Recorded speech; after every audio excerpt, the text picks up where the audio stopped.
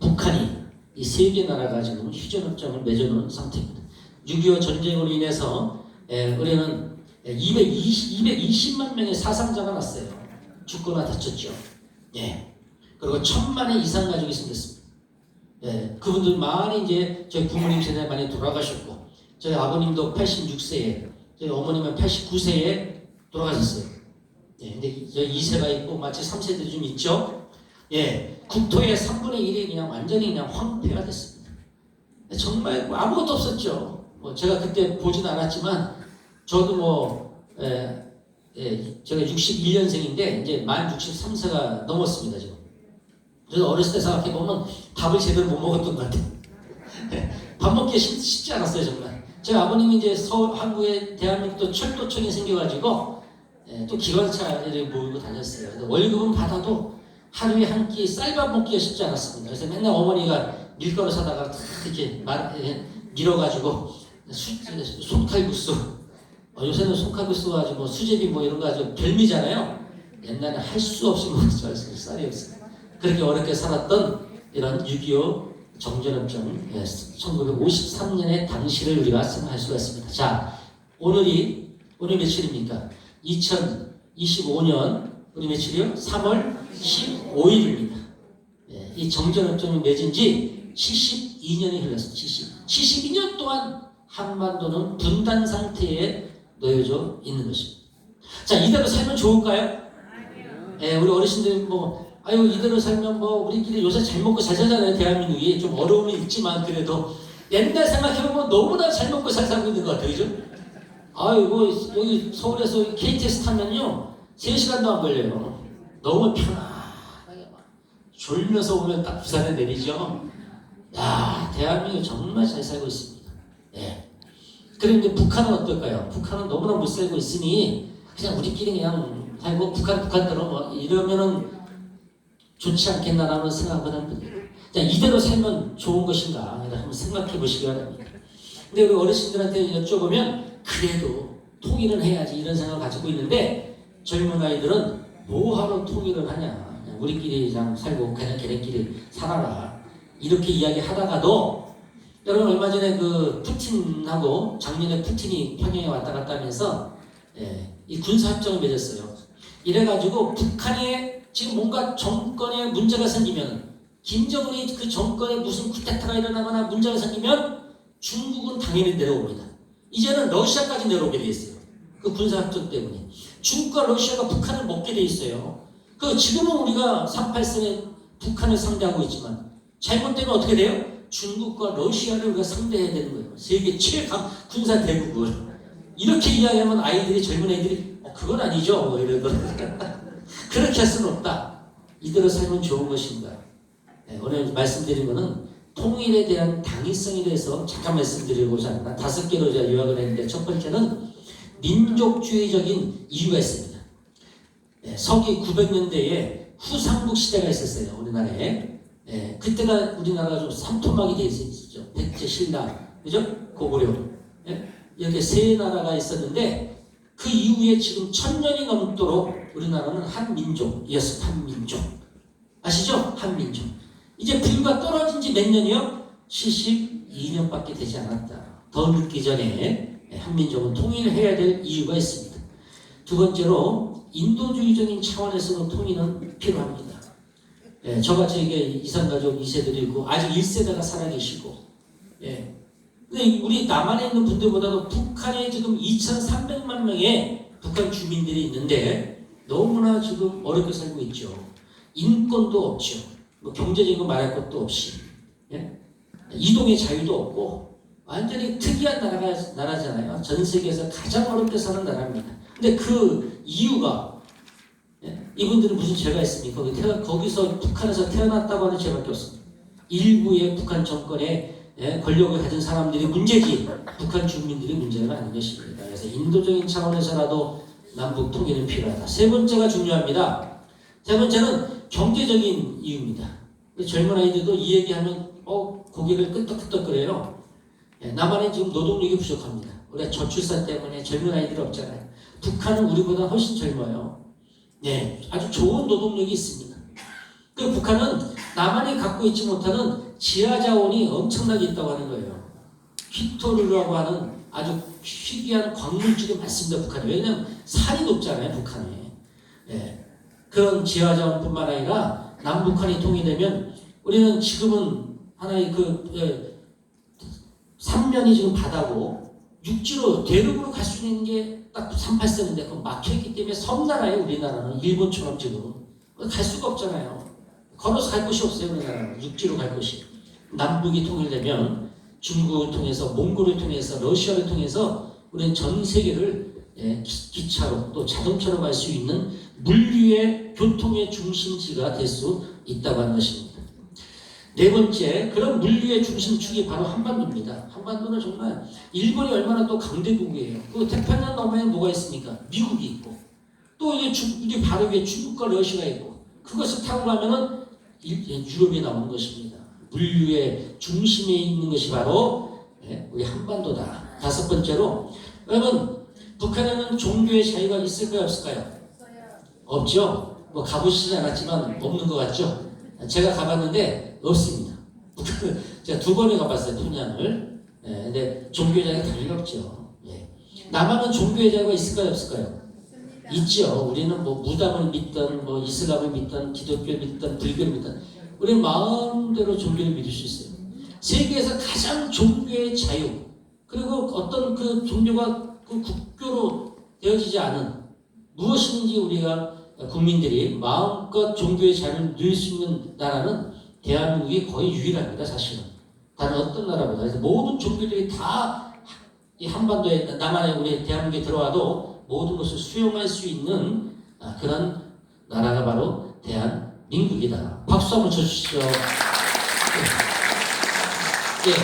제가 2003년도하고 2007년도에 2번을 평양을 갔습니다. 평양에 가면 봉수대라고 하는 언덕이 있어요. 거기에 봉수교회라고 있는데 가면은 몇 분이 나오셔가지고 찬양을 합니다. 성가대. 그리고 거기 목사님도 계세요. 저희 목사님 제가 확대시켜놨습니다. 성가대도 그렇고 목사님도 아무리 봐도 목사님 같지 않지 않습니까? 이게 저분? 그리고 저기 묘양산에 가면은 거기 보현사라고 하는 큰 절이 있는데 스님이 나와서 또 인사를 하더라고요. 아무리 봐도 스님 같지가 않아. 전혀 종교 자유가 없는 곳이 바로 북한입니다. 자, 우리가 남과 북을 통일한다고 했을 때 지금의 남한은 어떤 상황인지를 우리 스스로가 한번 평가해 볼 필요가 있습니다. 또 북한은 어떤 상황인지를 알아야지 남북의 통일의 이야기를 할 수 있을 것 같습니다. 2025년 오늘의 대한민국 어떨까요? 오늘의 대한민국, 특히 경제적인 분야에 있어서는 여러분 3050 클럽이라고 하는 것이 있습니다. 인구수가 5천만 명이 넘는 큰 나라죠. 이 정도면 5천만 명이 넘는 나라가 1인당 국민소득이 3만 달러 이상이 됐을 때 가입할 수 있는 클럽이에요. 제일 먼저 1992년에 일본이 가입을 했습니다. 일본. 그러나서 미국, 그다음에 영국, 독일, 프랑스, 이태리. 그리고 7번째로 지난 2018년도에 대한민국이 3만 달러가 넘어서 이 3050 클럽에 가입이 되었습니다. 박수 한번 쳐주셔야 될 것 같습니다. 최근에 언론 보도에 자주 나오는 거죠. 재작년부터 작년까지 2년 연속 우리나라가 일본의 1인당 국민소득을 일본보다 앞섰다고 그래요. 이게 믿어지십니까? 제가 1988년도에 결혼을 했습니다. 아까 우리 아케미 씨가 나와서 효정 스피치를 했는데 저도 저희 와이프가 이토 마나미라고 하는 일본 사람이에요. 지금 37년째 살고 있어요. 애 셋 낳거든요.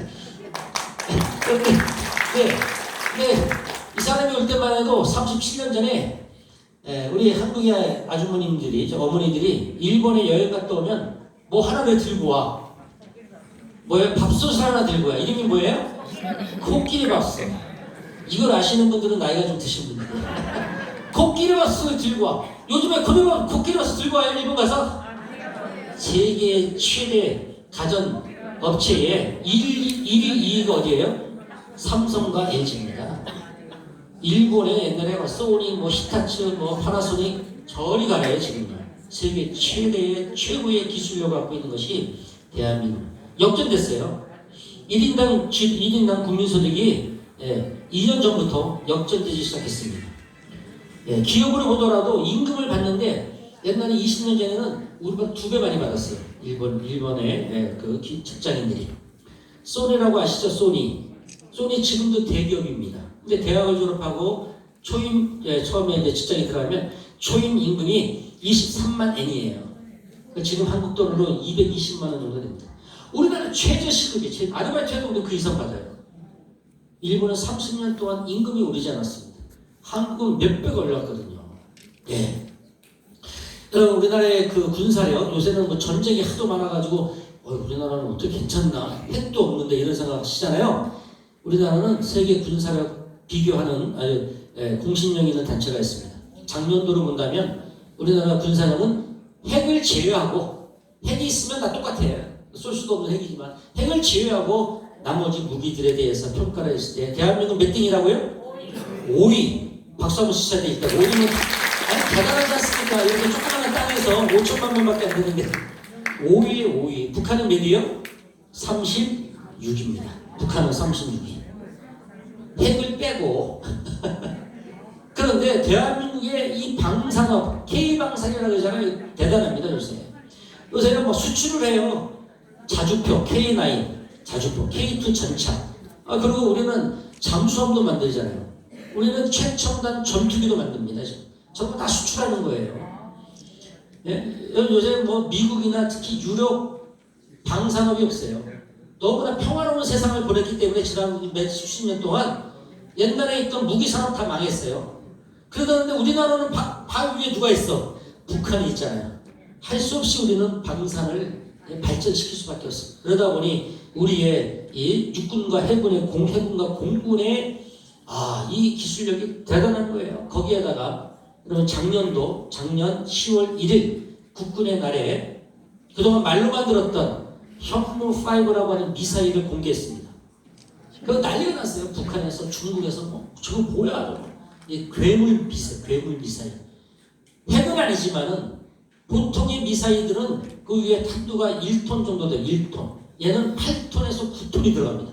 8배에서 9배. 엄청나죠? 근데 그 용량만이 중요한 것이 아니라 얘는 벙커 버스트라고 해서 밑으로 땅을 100m까지 뚫고 들어와서 거기서 터져요. 그러니까 김정은이가 어디 숨었든 간에 죽일 수 있는 거예요. 그러니까 김정은이가 함부로 도발을 할 수가 없는 것입니다. 이게 세계 최고의 미사일입니다. 지금은 현무6가 지금 개발 중에 있어요. 비록 핵은 아니지만 우리나라는 핵을 만들려면 6개월에서 1년이면 핵을 만듭니다. 근데 그걸 만들었다는 국제적인 제재가 있기 때문에 지금 참고 있는 것이지 언제든지 만들 수 있죠. 하지만 재래식 무기로도 우리가 우리를 방어할 수 있다. 너무 걱정 안 하셔도 된다. 세계적으로 보면요, 핵무기를 가진 나라는 9개 나라가 있습니다. 이 중에 5개 나라는 공인을 받은 거고 4개 나라는 공인을 받지 않았지만 있다고 확증이 되는 나라들이 가장 많은 나라는 미국과 러시아입니다. 근데 3년 전에 러시아가 우크라이나를 딱 침공했잖아요. 그래서 3년 동안 러시아에 80만 명의 젊은 아이들이 죽거나 다쳤어요. 80만 명이. 그런데 핵무기가 몇 개 있어요? 6천 개가 넘는데 그 한 발을 우크라이나에 쏠 수가 없는 것입니다. 핵은 가지고 있다고 쏠 수 있는 게 아니에요. 쏘다가는 제3차 세계대전이 일어나는 거거든요. 미국의 헨리 키신저라고 하는 국무장관 유명한 분 있잖아요. 이분이 하신 말씀이에요.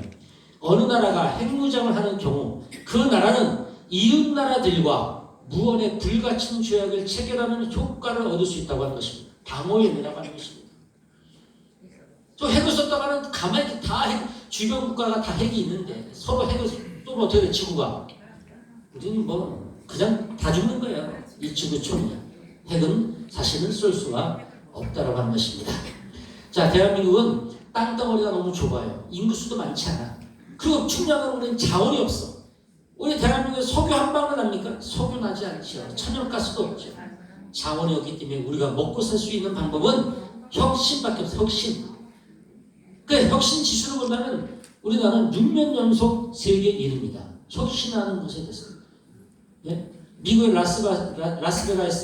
라스베가스에서 매년 1월달에 세계 최대 IT 가전 박람회를 합니다. 매년. 근데 작년과 올해 2년 연속 우리나라는 여기에 혁신상이 있어. 혁신상. CS라는 혁신상이 있는데 292개의 올해 129개를 수상해가지고 혁신상의 44%가 어디 나라예요? 대한민국. 제가 이제 뭐 물어보면 몇 등입니까? 1등만 얘기하시면 돼요. 대한민국 1등이에요. 최고 혁신상이 19개 중에 대한민국이 7개로 1위를 했습니다. 여기에 일본이 4개, 미국 3개, 독일, 캐나다 이런 나라는 1개씩밖에 없어요. 우리나라는 IT 쪽에 특히나 혁신의 체계의 최고의 기술력을 가지고 있다. 요새 또 한참 회자되는 게 원자력 발전소입니다.